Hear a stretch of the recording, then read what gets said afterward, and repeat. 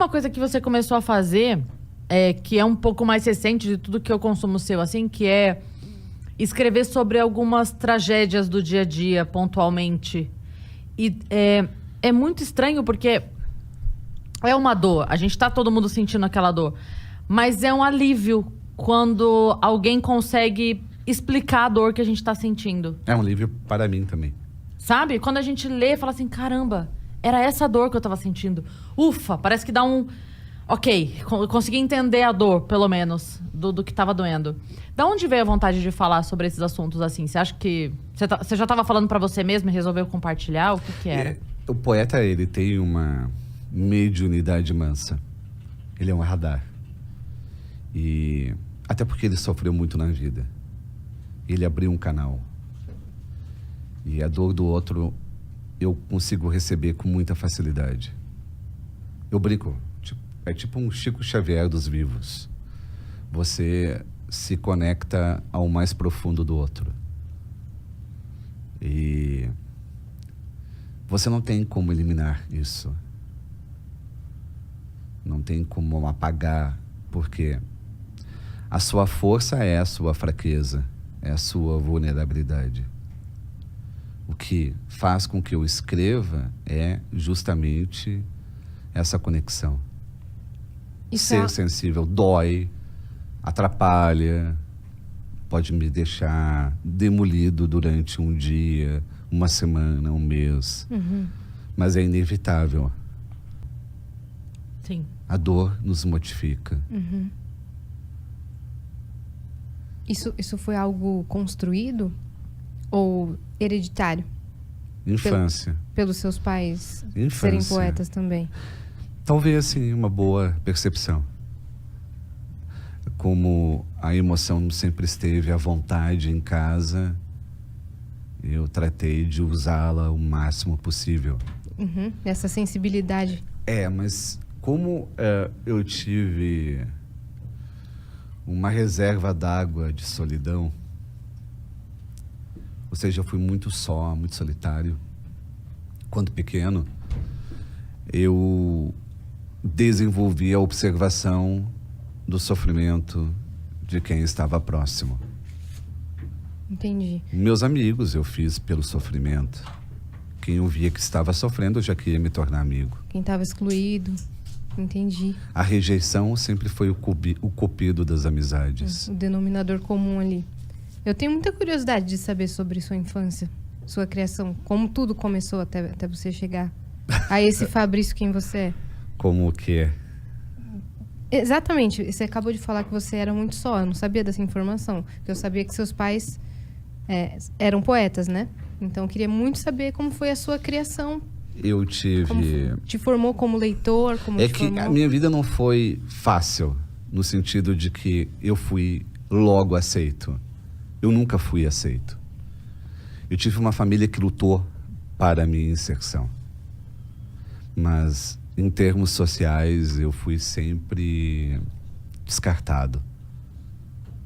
Na escola, logo, na minha alfabetização, a professora viu que tinha alguma coisa errada em mim. Eu estava já no fim do ano letivo, na primeira série, e não tinha conseguido aprender a ler e escrever. E eu fui encaminhado para um neuro famoso na época. Na primeira série, isso? Na primeira série. Você tinha o quê? 7? 7. E o neuro, ele diagnosticou retardo mental, disfunção, hipotonia. Eu não teria condições de aprender a ler e escrever. E a escola recebeu esse diagnóstico. Que tipo de exames ele fez, você lembra? Eletro, tudo que é tipo de exame. E várias semanas disso. Porque eu me lembro que eu tinha cabelo na época e eu sempre voltava para a escola com massinha nos cabelos. Para colocar o eletro, eu tinha aquelas massinhas, os cabelos ficavam grudados como se fosse chiclete. E a mãe não aceitou o diagnóstico. Eu não conhecia o diagnóstico. Eu não fiquei sabendo disso. Eu só descobri isso aos 30 anos, quando eu fui procurar o meu histórico escolar, para ver quais foram as minhas notas mesmo. Porque tinha uma lenda que eu estava muito mal no começo. E aí eu descobri o diagnóstico. E foi um baque, foi um choque. Caí para trás. Aí eu fui entender, eu refiz o meu percurso emocional. E descobri isso. A minha mãe, ela tirou uma licença de 2 meses do trabalho para me ensinar a ler e escrever como se fosse uma missão, manhã, tarde ou noite, a partir de jogos educativos. Então eu criava os jogos que eu aprenderia a ler e escrever. Qual era o trabalho dela? Desculpa. Ela era professora. Ah, ela era de fato professora, mas aí ela se dedicou, tipo assim... Sim. Não posso sair de casa e ensinar outras crianças... Exatamente. E abandonar o meu filho. E foi com ela que você aprendeu, então? Muito rapidamente. Eu lembro que ela criava jogo do detetive com palavras, jogo da amarelinha. A minha primeira louça de verdade foi a pedra, a laje, a calçada da minha casa. A mãe me fazia escrever na pedra. E aí, você disse que ela tirou uma licença de 2 meses. E nesses 2 meses aí você já estava... 2 meses depois eu voltei lendo e escrevendo melhor que os meus colegas. Como é que foi isso na escola? Aí eu fiquei em recuperação, né? Porque eu tinha quase perdido o ano. E passei, porque aí eu só tirava ótimo, ótimo, Sim, ótimo. aí não... E o médico nunca mais? Médico nunca mais. Eu nunca fiz uma contraprova. Não ia correr o risco. Não sei se o médico tiver aí até hoje, ele cai pra trás. Pois é. Mas de qualquer forma, o que aconteceu? Tudo bem, enfrentei a suspeita científica. E depois eu enfrentei a suspeita dos meus colegas. Uhum. Eu era feio, desajeitado, falava errado e assim por diante. Então eu sofri muito bullying. Aí começou um percurso de aceitação pessoal. Eu tinha que enfrentar todo dia o bullying. Todo dia, todo insano dia o bullying. Eu não saía pela porta da frente da escola. Para não encontrar os colegas? Para não sofrer aquele corredor de deboche. Uhum. Eu pulava o muro de trás. Tinha uma espécie de grama fofa, umas coisas assim, sabe? De entulhos. Eu pulava para poder fugir dessa convivência maldita. Até que eu consegui enfrentá-la. Como? Demorou. Demorou, porque tinha um refeitório, roubava a minha merenda. Teve situações pesadas, que é eu ter sido salvo pelo quichute. É um tênis que você amarrava na canela. E eu lembro que me deixaram de pernas pro ar no 2º andar do prédio. E até hoje eu tenho vertigem em função daí. Sabe, se eu tenho uma altura assim, eu já... Da labirintite, assim. Eu fico com as pernas tremendo. O que te fortaleceu para voltar? O que aconteceu? Você fez? O que foi? Amor da família.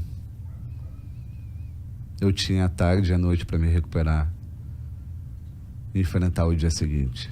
Você tem quantos irmãos? Tenho 3. E eles eram super parceiros? Muito. E aí eu comecei a adotar estratégias de guerrilha emocional. Eu disse, olha, não dá para viver com esse medo.